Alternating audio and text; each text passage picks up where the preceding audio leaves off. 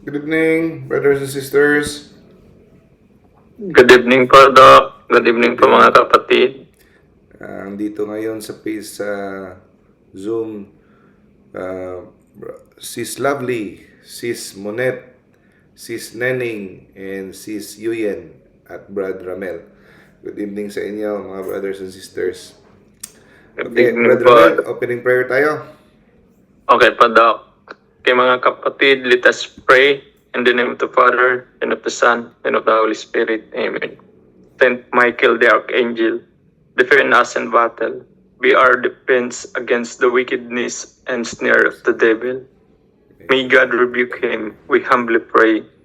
And do thou, O friends of heavenly hosts, with the power of God, cast into hell Satan and all the evil spirit who prowl about the world seeking the ruin of souls. Amen. Come, Holy Spirit, fill the heart of your faithful, and kindle in them the fire of your love.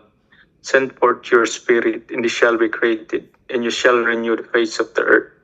O God, who by the light of the Holy Spirit did instruct the heart of the faithful, grant that by the same Holy Spirit we may be truly wise and ever enjoy his consolation. Through Christ our Lord. Amen. In the name of the Father, and of the Son, and of the Holy Spirit. Amen. Thank you, Brad Ramel, for the opening Welcome, prayer. Pado. So, may nakahabol, si Sarah. Hello, good evening. And Sis Evening, Mikay. Doc. Good evening sa inyo. At sa mga nanonood ngayon sa Facebook at later sa upload sa YouTube. Welcome sa ating weekly lecture, Catholic Catechism, Faith, Seeking Understanding. So patuloy pa rin tayo, no? Part 2 ito sa 60 Treatise ng Humility Treatise of Humility ni Saint Pope Pius XIII. No? Okay. So, next. When people hurt you, do not become angry and seek revenge. So, pag may taong nagpasakit sa atin, ano ba, pinagbintangan tayo, chinismis tayo, pinagbintangan, nag-imbento ng kwento, o ano man, no? Huwag tayong maghiganti, huwag tayong maging angry, no? Kasi ito ay pinahintulutan ng Panginoon. Sinadya ito ng Panginoon, pinahintulutan niya ito para, di ba, masakit, di ba? Masakit pag ginawa ka ng kwento o kung ano man, may inustisya ginawa sa'yo. Sinadya ito ng Panginoon para mabayaran mo ang mga atraso mo, mga kasalanan mo sa Kanya. No? Technically speaking, hindi natin kayang bayaran ang ating kasalanan. Hingi tayo ng tawad. Pero alam naman natin na merong kasamang temporal punishment. So yung temporal punishment na yon, na pagbabayaran natin sa purgatorio para malinis yung ating kaluluwa, ito ay nakakatulong, no? Pag hindi tayo maghiganti at hindi tayo magkimkim ng galit. So pag naisip mo yan, pag may gumawa sa iyo ng masama, tapos inisip mo na hindi ka maghihiganti at hindi ka magtatanim ng galit para sa Panginoon, ito ay makaka-erase ng iyong mga sintensya sa purgatorio to atone for your at sa mga atraso mo sa Panginoon. At ito ay matatalo niya ang iyong pride at magiging dahan-dahan ikaw ay magiging humble. It will destroy your pride. Okay? Next. Kung meron ka daw pagkakataon na makakagawa ng serbisyo sa iyong kapwa, lalo na sa mga tao na medyo mababa sa'yo, mababa ang ah, estado sa'yo, no? Like for example, nandun ka sa ministry, ikaw ay medyo may kaya, taas ang iyong antas sa lipunan, at ikaw ay mag-arrange ka ng upuan, silya, manghuhugas ka ng pinggan, or tulungan mo yung isang tao na isang mahirap o isang janitor, ikaw ay may gagawin sa kanya na mabuti. Pag ito ay ginawa mo, gawin mo ng mabuti na nakangiti. Kasi minsan, pag gumawa tayo ng pabor sa ibang tao, lalo na pag mababa sa atin ang estado, medyo medyo suplado o hindi nakangiti, hindi na, kasi parang feeling natin, pinaglilingkuran ko itong mas mababa sa akin. Parang hindi ito na babagay sa aking, ako, engineer ako, abogado ako, doktor ako, ano ba? No? Mas mababa sa. No. Do it happily. No? Kasi minsan, gumagawa nga tayo ng mabuti, pero, sa isip natin, pasalamat ka, ginawa ko to sa iyo. Sa loob-loob natin. At saka medyo pinasuplado pa ang paggawa natin. Sayang. Sayang yung gawa natin na mabuti kung ganun ang asal natin, kasi walang walang reward kay God pag ganun. Hindi tumitingin si Lord sa kung anong ginawa natin. Titingnan niya yung puso natin kung paano natin ginawa. Kaya nga sinasabi ni di ba? Saint Teresa of Little Flower, to love God, you don't have to do great things. No? You have to only do even small things with great love. Ano mo naman yung binigyan mo siya ng pera, pero padabog naman. O binigyan ka mo ng pabor, may ginawa ka sa kanya. Pero wala namang pagmamahal. Parang pinapapamukha mo sa kanya na pasalamat ka, binigay ko yan. No? So do it happily with humble heart. Okay? As if na para bang servant ka ng lahat. Okay. Next.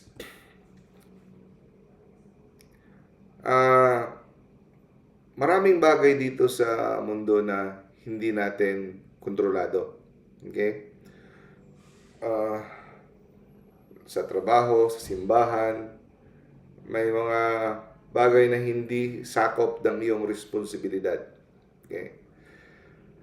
So, sa opisina, sa trabaho niyo o sa simbahan, hindi sakop sa responsibilidad mo at wala kang magagawa dyan, huwag mong problemahin. Kasi pag pinroblema mo lahat, no? Of course, minsan, nagkukonsumisyon ka, nasasaktan ka na may ibang mga taga-simbahan, may ibang pare na hindi seryoso sa kanilang trabaho, o tapos naawa ka na ito hindi nakakatikais, kulang ang nalalaman sa sa pananampalataya dahil pabaya yung iba. Pero tignan mo kung hindi mo naman responsibilidad silang disiplinahin, for example, ang mga pare or mga madre o ano ba yan sa mga ministry o ano man ang responsibility mo. Huwag mong nang masyadong problemahin, kasi pag sa mga bagay na hindi mo sakop ng iyong responsibilidad, ito at masyado mong pinoproblema at gusto mong iwasto lahat, no, sa mga bagay, pati sa construction o manager ka ba o ano ba, basta hindi mo sakop. Pride yan. Okay? It comes from pride. At ito ay magsasanhi ng unnecessary na mga stress, distraction. Problemahin mo ang iyong kaligtasan, problemahin mo ang iyong focus ka sa iyong duty, responsibilities mo. Okay? At focus ka sa iyong kaligtasan, sa iyong ugali. Pag nag-focus ka sa iyong improvement sa iyong sarili, so ano yung mga taong yun na hindi mo sakap at nagpo-problema ka? I-pray mo, ipagpe-pray mo. Okay? Tapos focus kayong sa iyong sariling improvement. Pag nag-focus ka sa sarili mong improvement, magkakaroon ka ng peace, no? Kaluhalatian, no? Peace at tranquility. Next. Pag ikaw ay gumawa ng mga mortification, ang pinaka-common na mortification ngayon ay fasting or pag-aayuno. No? Or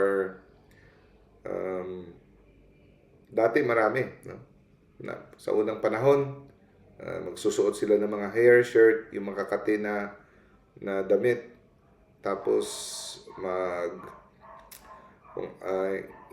matutulog sila na walang unan, bato or ganun. Tapos minsan naglalatigo dati, no? Pero ngayon usually ang sa atin fasting na lang at saka abstinence, no, sa karne. At hindi ng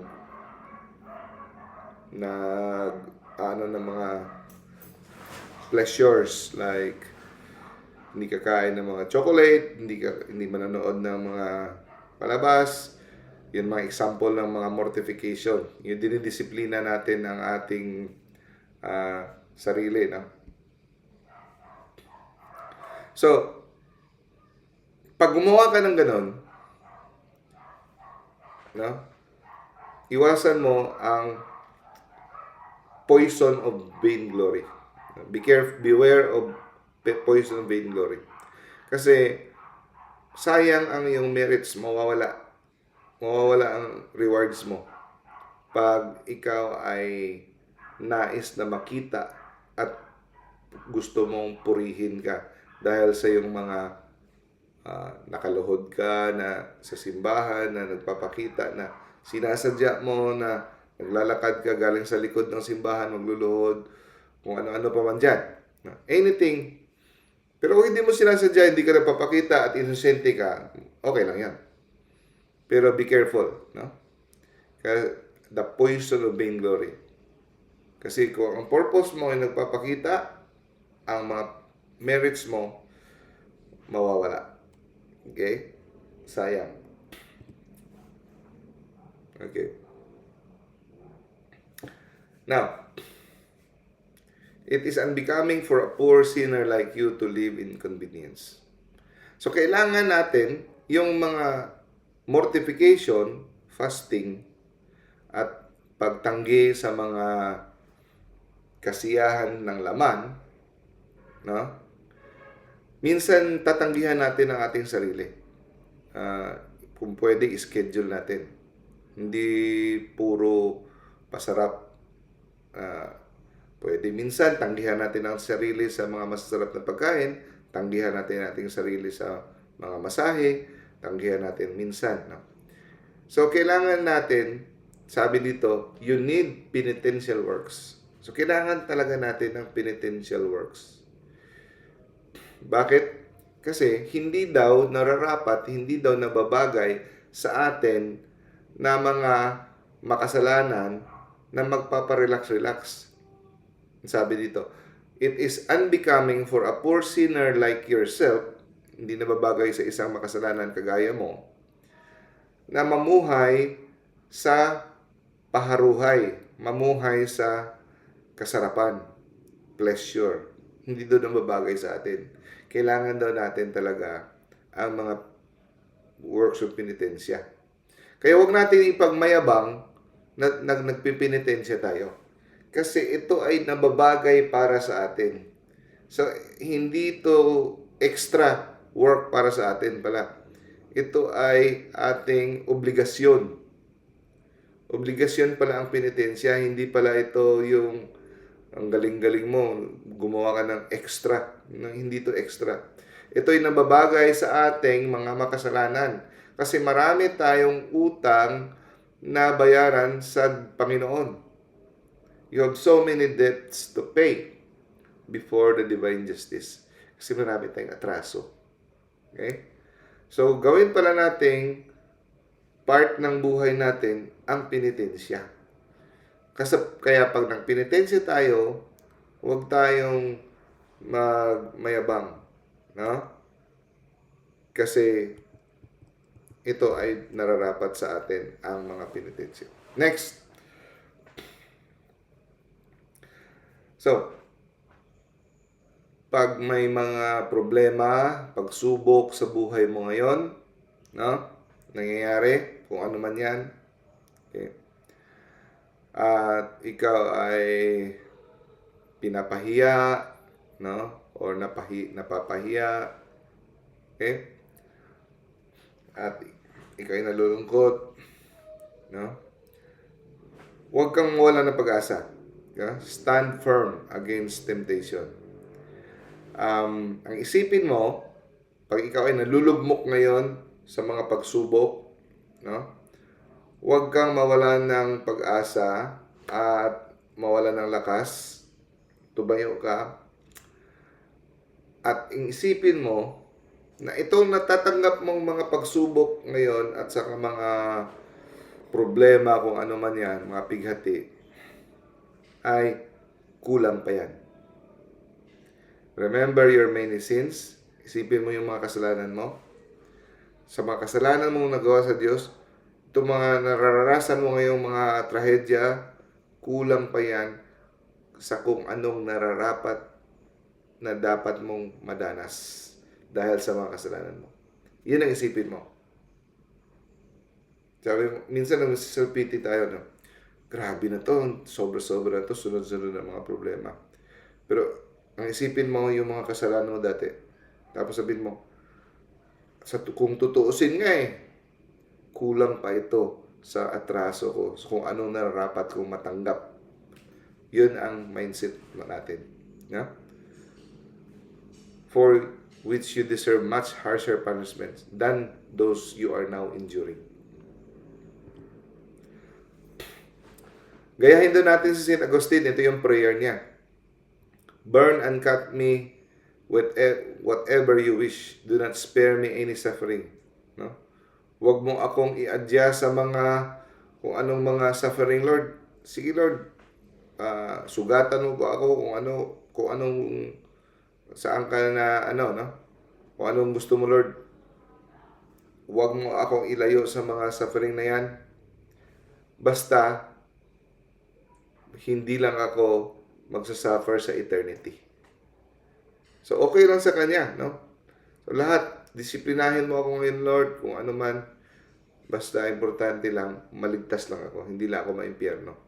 Sufferings of eternity is impyerno.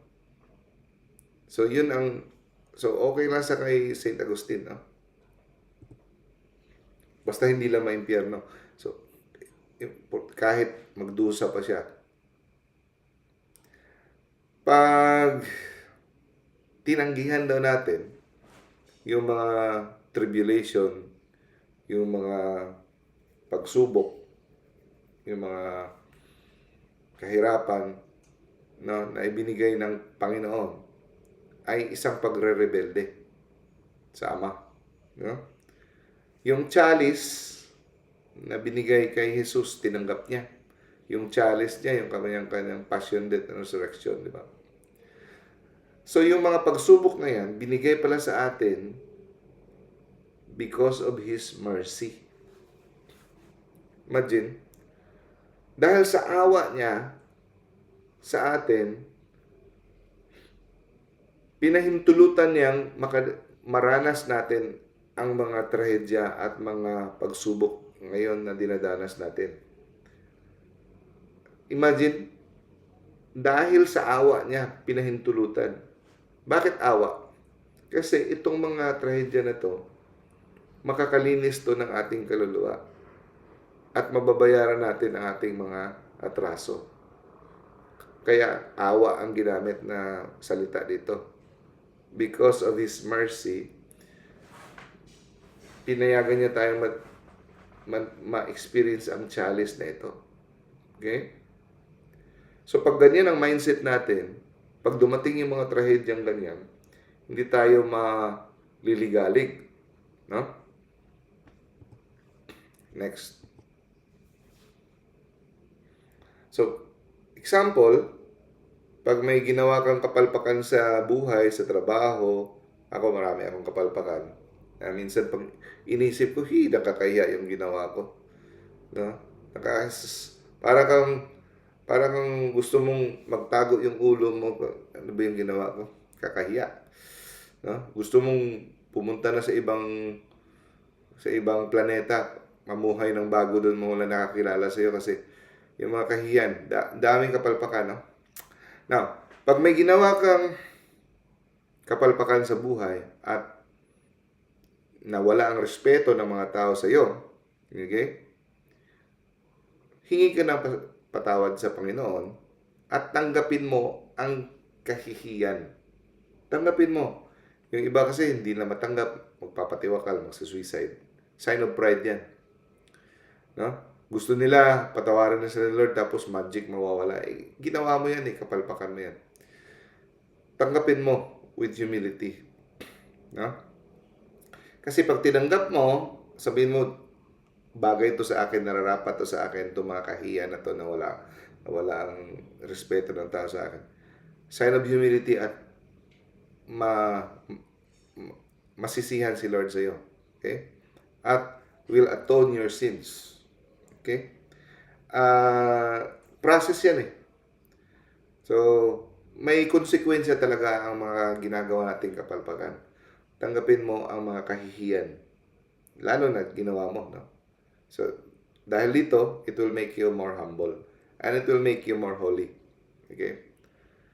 Pero kung masyado kang nadidistress dahil ikaw ay nawalan ng dangal, ibig sabihin yan, no? Sobra kang naapektuhan, sobra kang nade-depress kasi ang image mo, it means, isa lang ibig sabihin, malaki pa ang pride sa puso mo. Okay? Hindi ka pa talaga humble. And meron pang lason ng pride sa iyong puso. Next. Kung merong tao na nakakainis talaga, may mga tao talaga na nakakainis, no?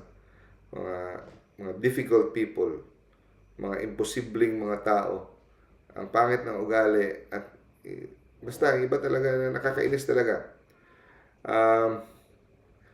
Wag mo daw tingnan ang kanyang weakness. Wag mo daw tingnan ang kanyang mga kapalpakan o ang mga nakakainis na quality. Tingnan mo daw ang mga good qualities niya. No? May mga taong gano'n, di ba? Hanapin mo kung anong good qualities niya. At dapat mo siyang respetuhin dahil siya ay nilikha rin ng Panginoon. At siya rin ay kasama sa mga tinubos ni Jesus sa krus. Okay? Kahit yun na lang. Huh? So, pilitin mong tingnan ang kanyang good qualities. Huwag ka mag-focus sa kanyang bad qualities. May mga tao talaga mga ganun, di ba?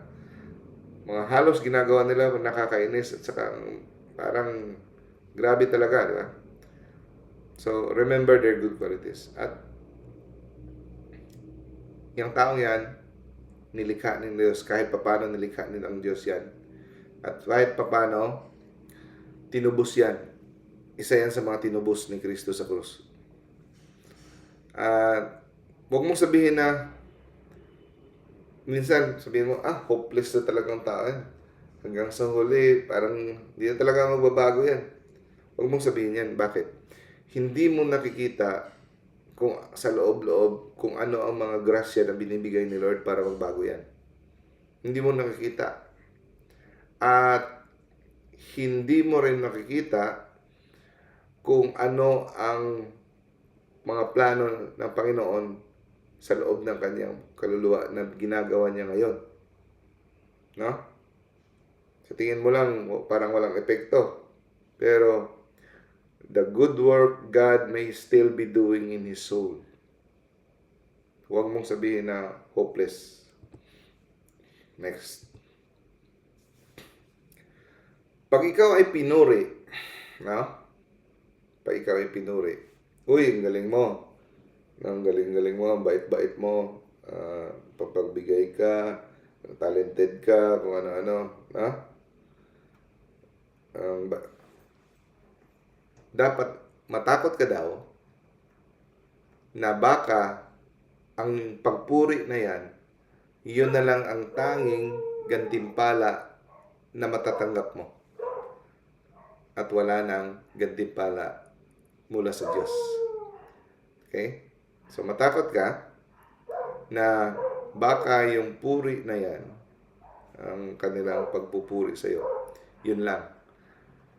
So kung ako sa iyo, huwag tayong makontento na ang gantimpala natin ay hanggang yun lang. Kasi lilipas din yan. Hanapin natin yung gantimpala na walang katapusan sa kabilang buhay. No? So, anong ibig sabihin? Hindi na tayo magpapapuri? No, ang ibig sabihin nito,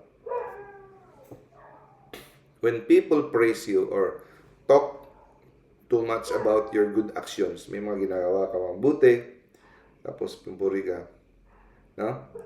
Kung pwede, magpa-thank you ka, at dahan-dahan na pwede hindi nila mapansin, change mo yung topic mula sa iyo sa iba. Okay? Kasi pag oo nga, no, pag pinakontinue mo, sige sila patuloy na pag-praise sa iyo, lalong lulubo ang ulo mo. So kung pwede, end the conversation or divert the conversation. No? Ilipat mo, ibaling mo ang topic sa iba. For example, Doc, napakagaling mo talaga. Ang daming nag-a-admire sa iyo. Ikaw, sikat na talaga. Ang galing-galing mo. No, Doc? So, ang proud na response, ganito.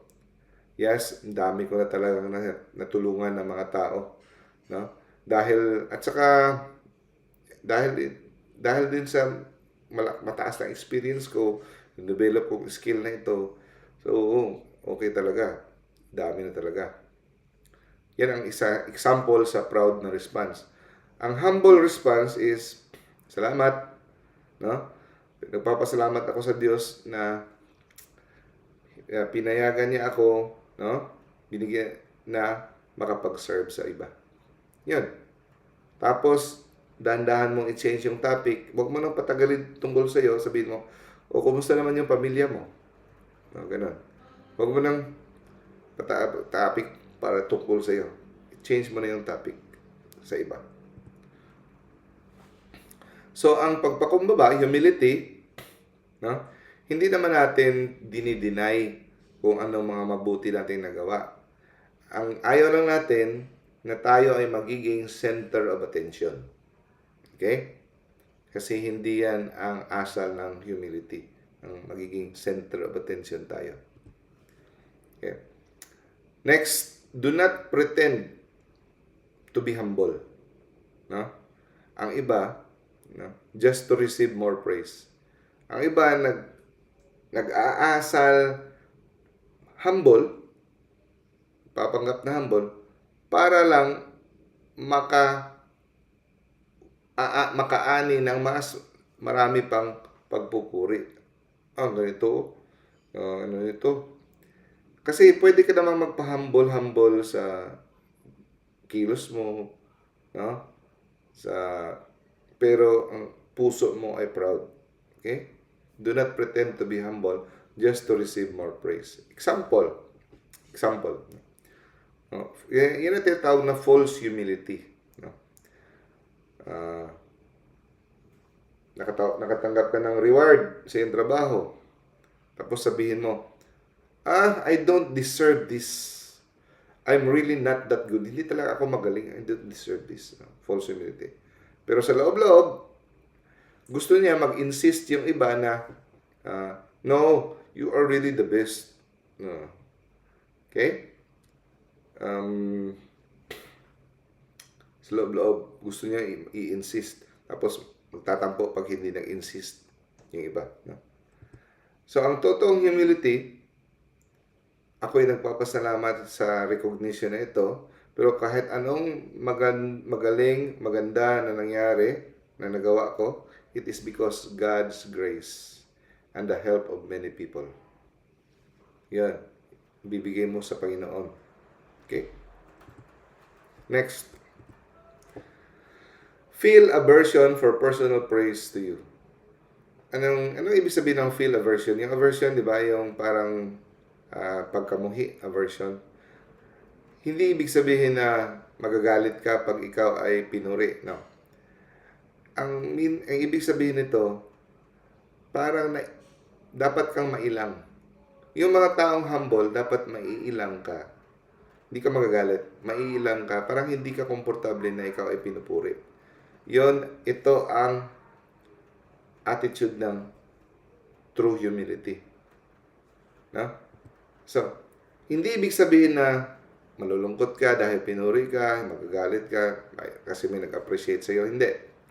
Ang ibig sabihin lang, huwag kang mag-crave ng compliments.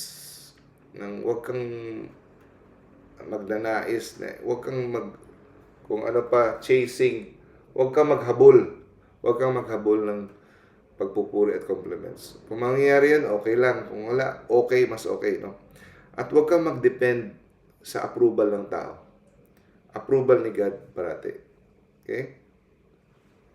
At pag napuri ka, huwag mong isipin na you are better than others. Okay?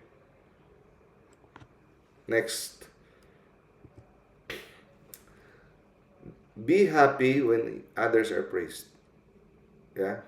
Pag iba ay pinuri at pinarangalan, no? Dapat masaya ka. Pwede ka mag-fake na masaya pero sa loob-loob nalulungkot. No? At pag ang iba ay may ginawang mabuti at may achievement, show appreciation. No? Sabihin mo, kasi nakaka-encourage ng iba pag sinabihan mo na good, maganda yung ginawa mo. No?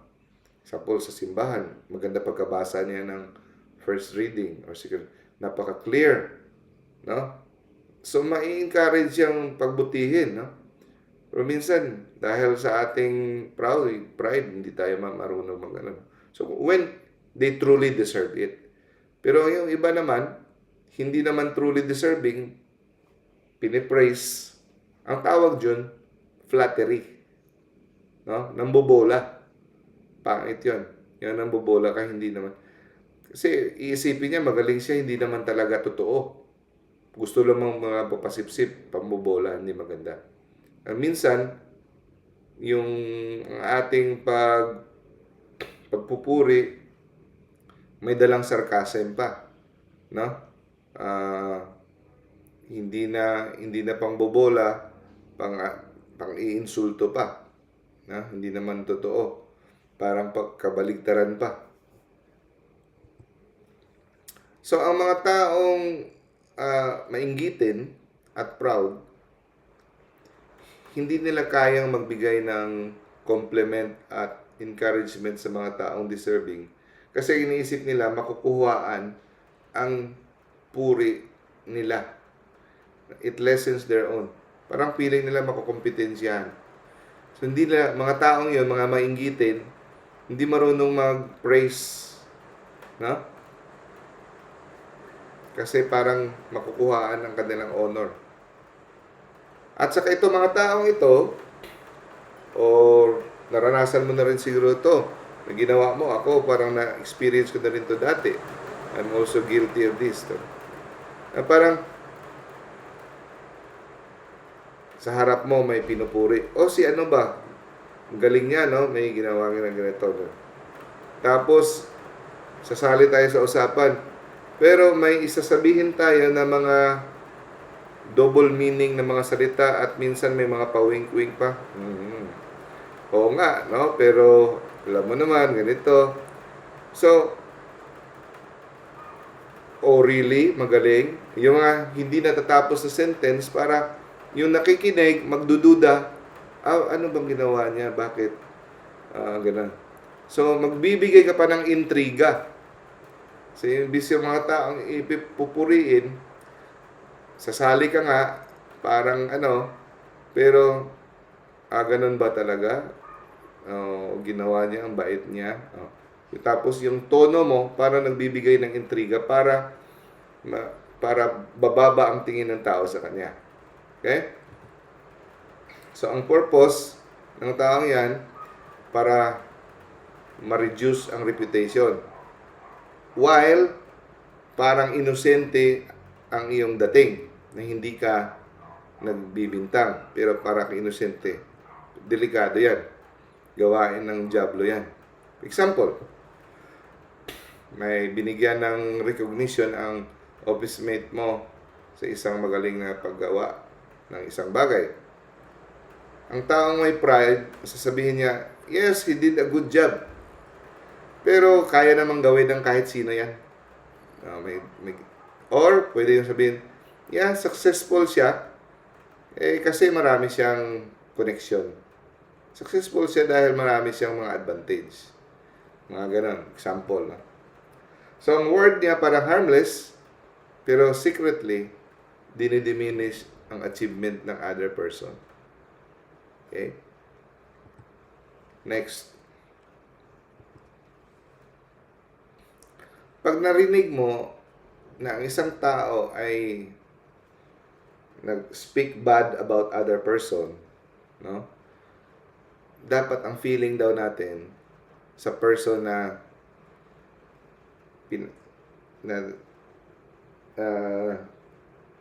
pinagkakwento ng tao, ng topic, yung taong isa.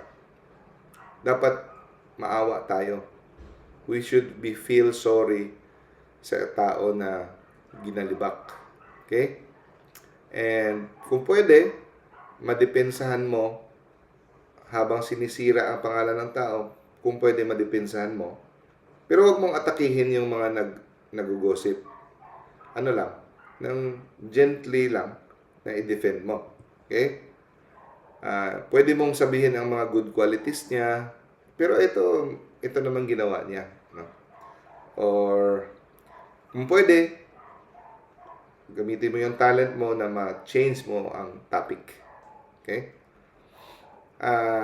Kung pwede nga ipakita mo na hindi ka komportable na nag-uusap kayo, pinag-uusapan nyo sa likod na hindi maganda yung isang tao.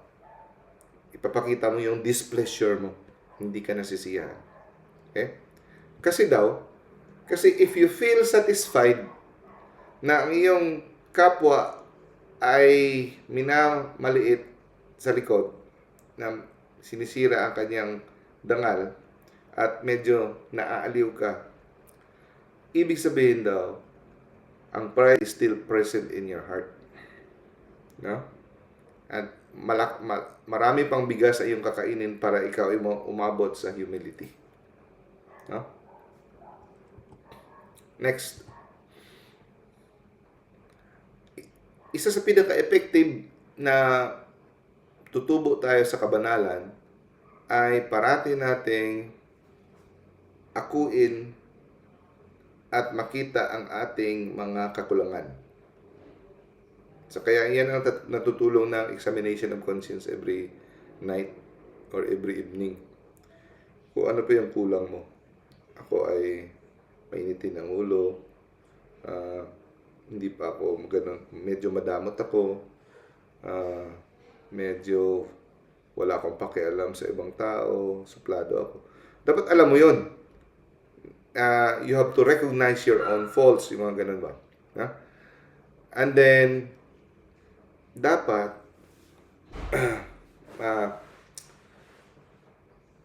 magpasalamat tayo at masaya, dapat tayong masisiyahan pag may mga tao na minsan sinasabi ang ating mga pagkukulang. Okay? Kasi ito ay nakakatulong na mag-improve tayo. Okay. Instead na magalit ka, sino ka ba? Huwag mo akong pagsabihan. No? No. Ma- dapat kang magpasalamat at matuwa. Okay? So, pag may nag-advise sa'yo, mga correction, dapat tanggapin mo. Okay? At i-follow mo ang advice nila.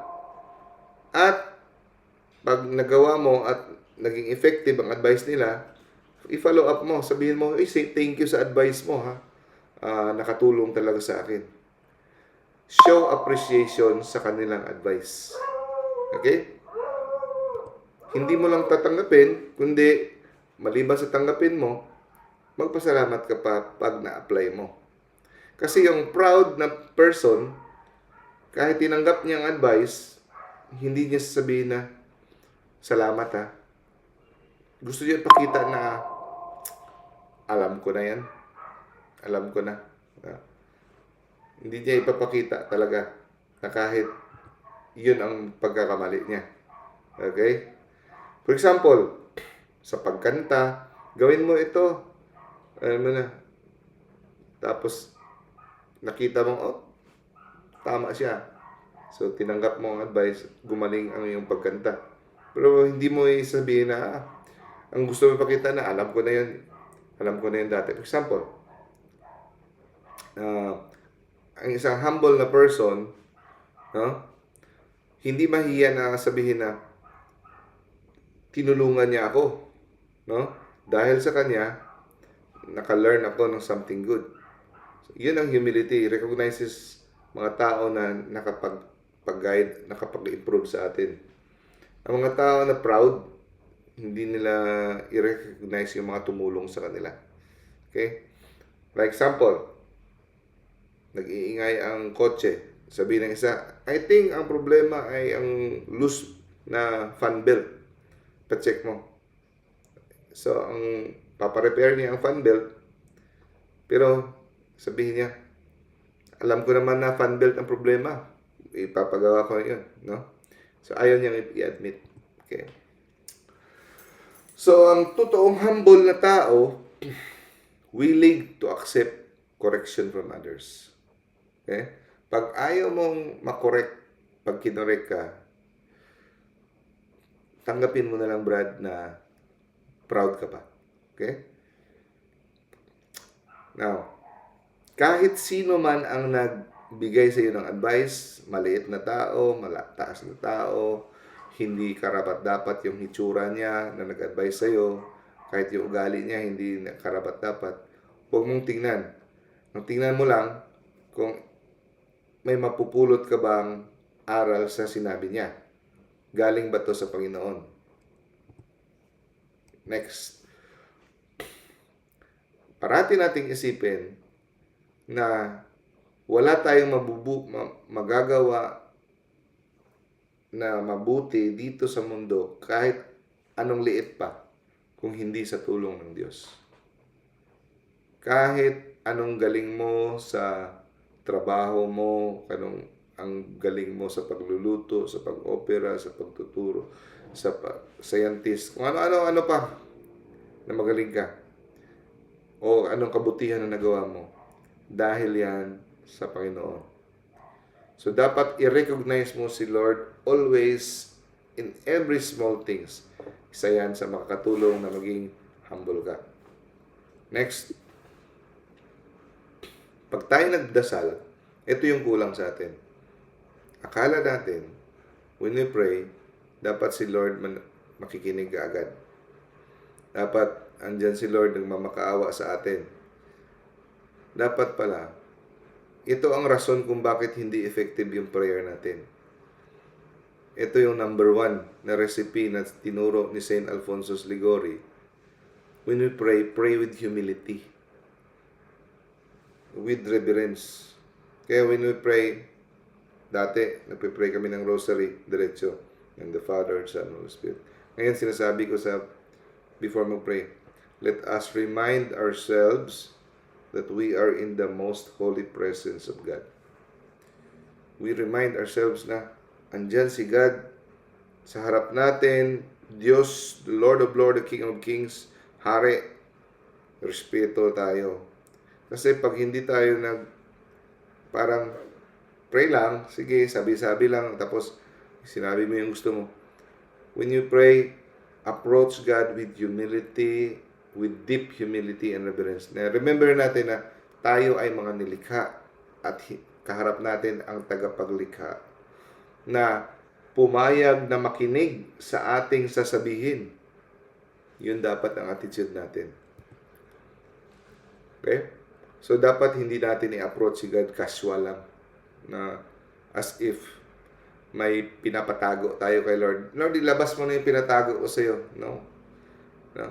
As if may utang si Lord sa atin.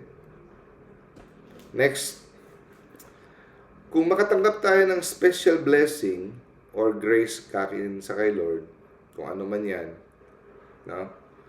Huwag tayong magmayabang sa loob-loob natin at isipin natin na dahil ito sa mga kabaitan ko, sa aking merits, dahil to sa mga pagpupursigi ko, dahil to sa mga prayers ko. Huwag mo isipin yan. Ang isipin mo, natanggap mo yan, yung mga special grace or blessings, dahil maawain si Lord at mapagbigay at ibinigay niya na kahit ikaw ay hindi karapat-dapat. At huwag mong isipin na natanggap mo yan because you are better than others. Kung ano mga tanggap mo ngayon, estado, talent, blessings, huwag mong sabihin na natanggap ko to dahil mabait ako, para pray ako, para no. Dahil si Lord ay generous sa iyo. At huwag mong isipin na better ka than others. Okay? So, always give credit to God in everything. No? Now, kung may kapalpakan nangyari sa buhay mo, sa ginawa mo, may kapalpakan kang nagawa, like, ako pagka-doktor, example, no? May nagawa akong operasyon na maganda, pasalamat ako kay Lord. Pag pumalpak ang operasyon ko, o may ano man, no? Di man tayo, Panginoon, na may mga hindi mo gusto na resulta sa iyong mga ang sisihin mo sarili mo, hindi ang Panginoon.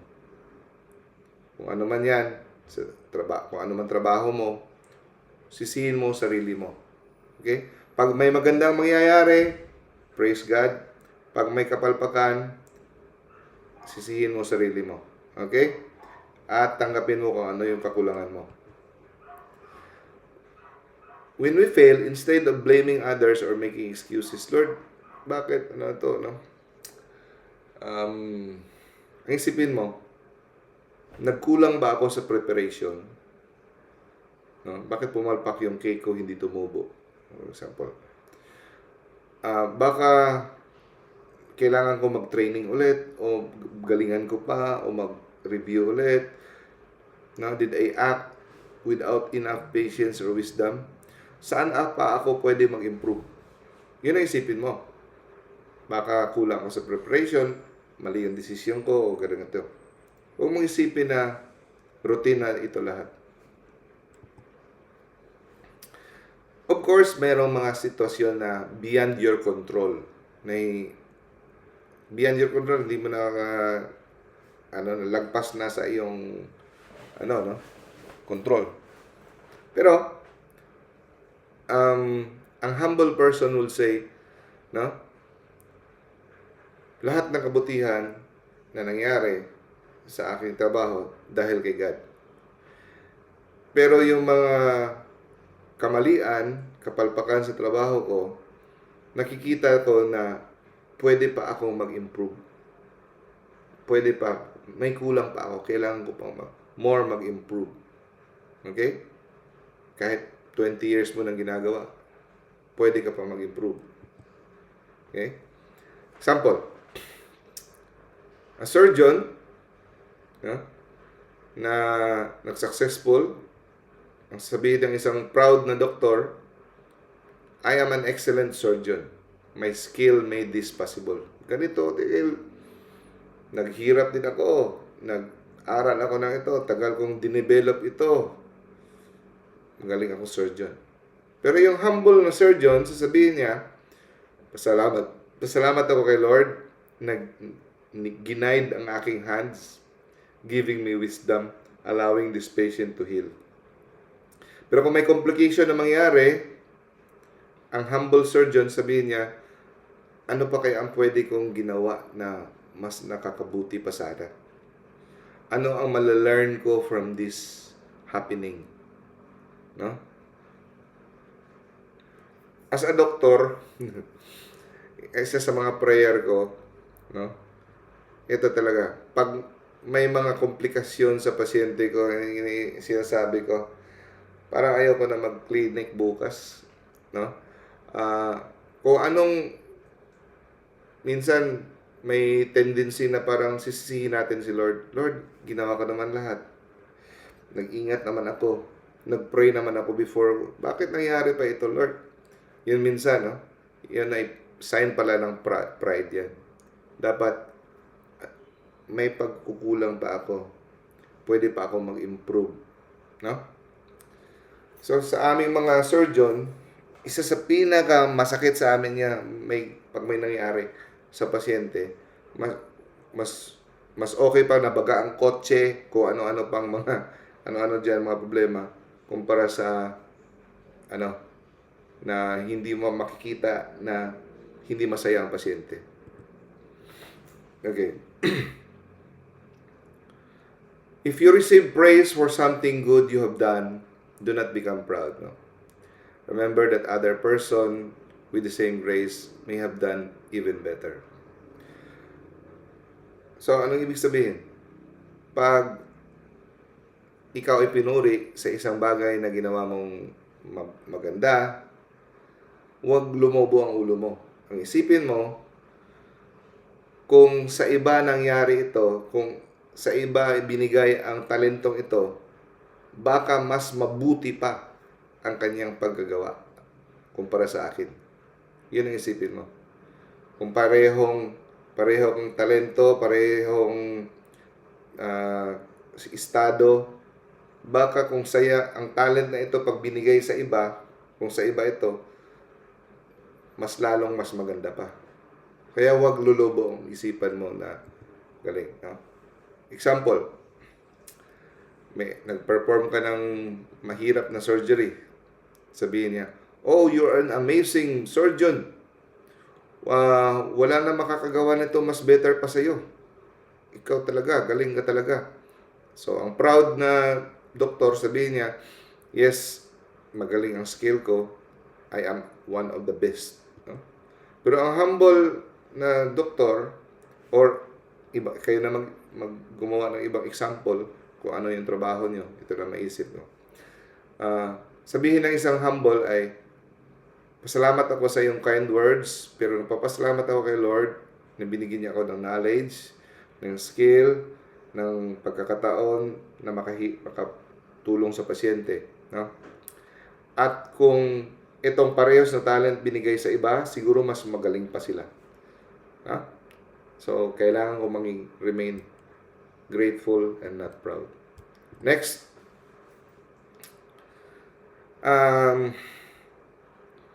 Pag may nangyari sa iyo negosyo, may pinagkatiwalaan sa iyo at nag-fail, for example, pag proud ka, no? Maghahanap ka ng excuse, i-blame mo yung iba to protect your reputation. No?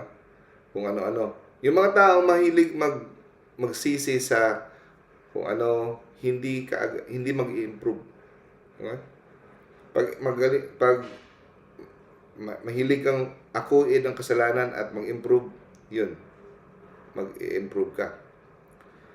So, huwag ka agad isisi sa iba kung sa sitwasyon. Examine yourself first. Yung iba nga, immediately, kaagad-agad, sisihin yung demonyo. Nalugi ang karinderya, sisihin ka agad ang demonyo. Totoo may demonyo. Huwag ka agad mag-isip ng demonic harassment. No? Kasi, Pag demonic harassment ka agad, ang iisipin nyo, hindi ka na mag-i-improve. Maghahanap ka na lang ng iisipin mo kaagad, magpapadeliverance ako, exorcism oil. Hindi masasama yon. Deliverance, exorcism oil, sacramentals, hindi masama yan. Pero, tingnan mo rin yung sarili mo, kung saan nagkamali. Okay? Huwag ka agad isisi sa devil. For example, nalugi ang karinderya mo, masyado palang maalat ang luto mo. O masyado palang suplada ang mga servidora mo. O hindi maganda. Kulang sa presentation. Yung mga ganon. No? Huwag ka agad isisi sa iba. At isisi ka agad sa demonyo. Kung bakit hindi ka nakapasa sa board exam, hindi ka natanggap sa trabaho, kung ano-ano. No? So, ang humility, hindi naman natin dinideny ang spiritual battles. Andyan yan, ang spiritual battle. Pero huwag natin gamitin ang spiritual battle as an excuse. Okay? Pero, kung isip-isip mo, wala ka namang talagang ginawang kapalpakan, lahat okay naman, your conscience does not show any fault, no? Ang isipin mo na lang ganito daw, na baka sa aking overconfidence or sa aking past sins na nape-prevent ang blessing ni Lord to work fully. Yun na lang isipin mo. Kung ginawa mo na lahat at saka isipin mo na lang yung past sins mo at your too much overconfidence. Kung bakit hindi dumadaloy fully ang blessings ni Lord sa iyo. Next. So, pag nag-approach tayo ng Holy Communion, pumipila tayo sa Holy Communion, dapat we approach with great humility na ang ating tatanggapin ang tagapaglikha na pinili niyang maging pagkain, no? Para sa atin. Huwag natin kalimutan yan. Minsan pumipila lang tayo, no? Kaya sinasabi natin, Lord, I'm not worthy to receive you. Kahit in the state of grace ka pa, kahit wala ka pang mortal sin, kahit ang bait-bait mo pa, sabihin mo, I am not worthy to receive you. To only say the word. No? Now, we have to love our neighbor and we have to help our neighbor. Do what we can do. Pero, always, pag gumawa tayo ng mabuti sa kapwa, dapat tingnan natin ang ating intention. Dapat ang intention natin not to gain admiration from people. Okay? Kasi ang mga good works natin, no? Lalo na pag secret ang good works natin na hindi natin sinasadya para makita, si Lord nakakita. Kahit hindi nakikita ng tao, makikita ni Lord at hahanap siya ng paraan na paparangalan ka. Bibigyan ka ng gantimpala ngayon man or in the next.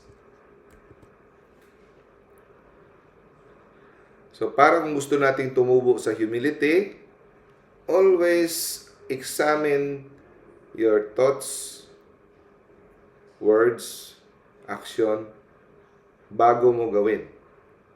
Dapat tanungin mo sarili mo, pag ginawa ko to, pag sinabi ko to, will this make me more humble or will this make me more proud? Pag binili ko tong coaching ito, will this make me more humble or will make me more proud? Pag binili ko ito, o hindi lang bili, kahit sa mga anong mga bagay, no? So, yun. Isipin natin parati. Next. Tingnan daw natin ang humility ng mga santo. No? Na they recognize their own unworthiness before God. Example, si Saint Dominic. Si Saint Dominic, si Saint Dominic Guzman, saan binigay ang rosary ni Mama Mary sa kanya. No? Di ba? Kilala siya sa mga miracles niya, innocence and holiness.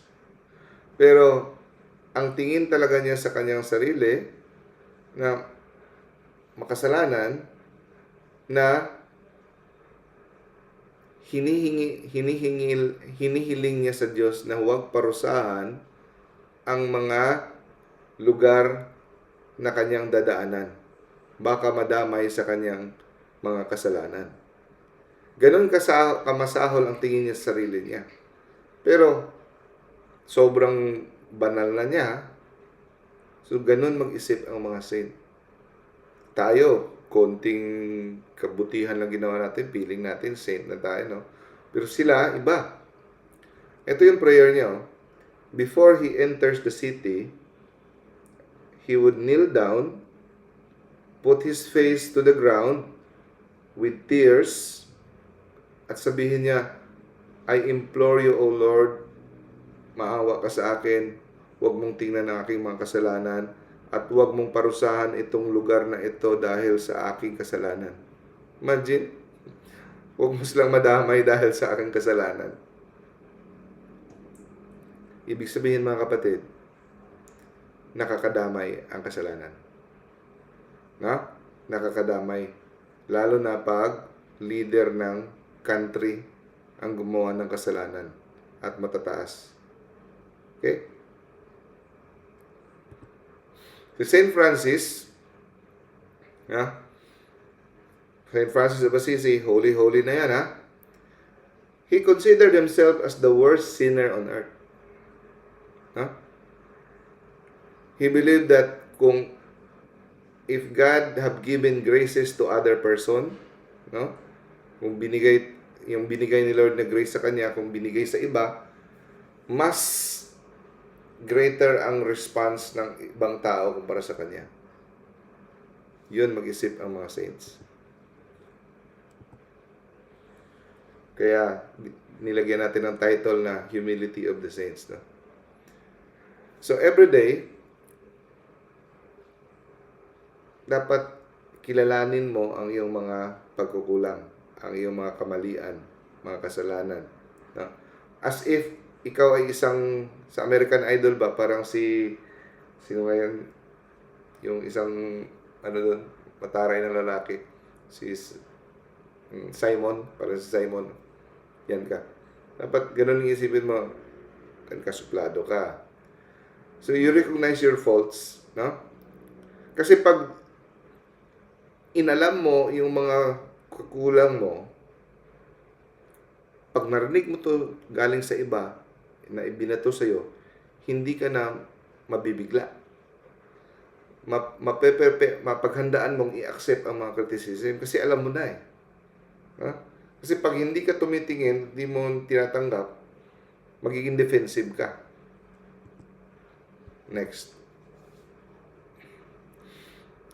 Huwag mong isipin daw na humble ka na dahil isang beses hindi ka nag-react nung ikaw ay ipinahiya.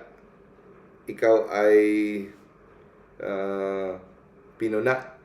Hindi ka nag-react, okay lang sa'yo. Huwag mong sabihin na humble ka na. Kasi minsan, ang pride ay natutulog lang sa loob-loob mo. At bigla kang puputok yan, hindi mo alam. Isang beses, dalawang beses, huwag kang magsabi kagad na, okay na ako. No. Pwedeng matutulog yan. Natutulog lang yan. So, huwag kumpiyansa. So, ang weapons natin, ang sandata natin para sa humility ay self-knowledge. Alam mo yung mga pagkukulang mo. Kilala mo sarili mo. Ano yung weakness mo. Second, sandata, huwag kang makomportable sa mga papuri. Escaping honors. Escape from honors. Yun.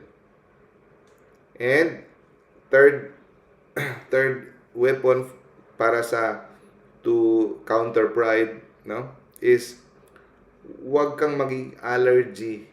Huwag kang matakot sa mga kapahiyaan at sa mga kahihiyan. Ikaw ay napahiya o ikaw ay kinahiya, huwag kang matakot dyan. Dapat ready to accept ka sa mga ganun. So, itong tatlo, practicein mo parati. No? Next. Siyempre, parati tayong mag-ask kay Mama Mary to be humble because of all the people in this earth, she is the most humble. No? Wala nang tatalo sa kanya pagiging humble. So siya ang magdadala sa atin sa madaliang humility pag we have recourse to her. Next, regular confession and regular Holy Communion kung pwede. No? Ito yung mga very effective kasi sa confession, bakit tayo magiging humble? Bakit? Ganito. Imagine, sasabihin mo ang kaibuturang kahihiyan ng mga kasalanan mo sa isang tao. That is a sign of humility na ilalahad mo ang iyong mga secret sa isang tao. So, this is the greatest act of humility na dinedemand ni Jesus para sa kanyang mga disciples. Secret and shameful miseries. Kaya nga, ito ay parang simula na rin ng penitensya kasi ipinapahiya mo ang sarili mo dahil isang tao sabihan mo na yung pagkakamali. Kaya, kita mo yung wisdom ni God, di ba? At saka sa Holy Communion, nagpapahumble din ito sa atin dahil iniisip natin na si God humbled Himself to become food para maging pagkain natin siya. Diyos, pumayag na maging pagkain natin. Next. Huwag tayong mag-give up sa paghahabol sa pag-develop ng humility. No? At first, mahirap talaga. Pero pag tayo ay nag-persevere, nagpursige, no? Nagsikap, magbubunga ito ng spiritual joy and peace. No? Mahirap talaga sa una. Huwag tayong mawala ng pag-asa. Next. Ito yung last natin na slide. Okay? Kahit anong mabuting ginawa mo, nagkatikisim ka, nagbigay ka sa mahirap, nagpatawad ka, kung anong pabor ginawa mo, kahit anong ganda, nagsimba ka, nagpray ka, sabihin mo kaagad, I am only a servant. I have only done my duty. Huwag mong sabihin na, ang galing ginawa ko, nag-fasting ako, nag-preach ako, pumunta ako doon. No. Lord, I am only a servant. Ginawa ko lang kung ano ang aking duty. No? Pag ganito parating ginawa mo matapos kang gumawa ng isang mabuti, it will make you grounded, help you stay grounded. No? Lahat ng ito, no, possible dahil sa grasya ni Lord. Hindi dahil sa iyong ability. Okay? And always remember, God will always humble the proud. The gates of heaven will only be open to the humble. No? And mercy will not be given to the proud. Pinakamasahol na ugali sa lahat ay ang pride. No?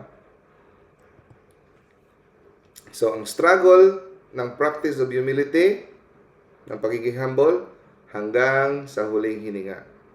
Walang gagraduate dyan. Sabihin mo, 50 years na akong humble. Humble na ako, no? Hanggang sa huling hininga mo, kikipaglaban tayo na maging humble. Kikipaglaban tayo, laban sa pride. Till our last breath. God bless us all. Okay, mga kapatid, i-greet ko lang ito. Iyon ang second part, yung last part ng Treatise of Humility. Mga nagtiyaga dito sa Zoom. Hello, Sis Dalia, Sis Del, Sis Dominic, Sis Lovely. Good evening po. Good evening, Sis Mikay, Sis Monet. Sis Thank you. Thank Lizelle. you. Good evening, sis. Good evening po, Doc Dino. Good evening. Salamat po, Doc. Sis Jodeline, Sis Cheryl, Brother Ramel, Sis Sarah, and Sis Yuyen. Thank you sa inyo, mga kapatid. Thank you, Doc. Thank you. Sinong gusto Salamat sa PowerPoint. Thank you, Doc. Ay, ikaw pala yung nakaano ng PowerPoint, sis. Oh, Yes, sa September pa. Ah, Sabay na lang akong tunan. i-pray natin yan. Na, ano, bless na maging ano.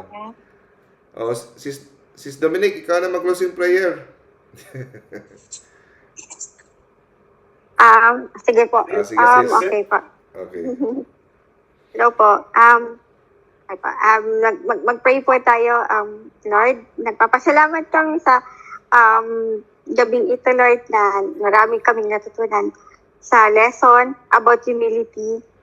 And salamat po kasi pinarealize mo sa amin na dapat pala, hindi pala dapat na masyadong maging confident din sa sarili and yung masyadong mapagmataas yung tingin sa sarili.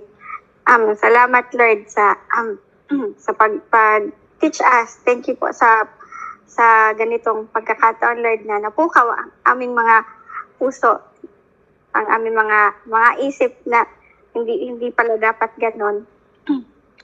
Salamat, Lord, sa thank you for Doc Dina for using him po na turuan na i-teach sa amin ang lahat and iparealize sa amin lahat. Salamat po sa gabing ito, Lord. And I pray this through the intercession of Mama Mary, Saint Joseph, and all the angels, and their son Jesus, and all the angels and saints in heaven. Amen. Amen. Amen. Amen. The Father, and the Son, and the Holy Spirit. Thank you, brothers and sisters. Thank you, Sis Dominic, sa Thank you closing po. prayer. Bye-bye. Thank you rin, God Doc. bless. Thank you so much God po sa bless. effort. Good evening. Good evening. Oh, Good evening. Bye. Thank you, Doc. Thank you. Bye. Bye. Bye-bye. Recording stopped.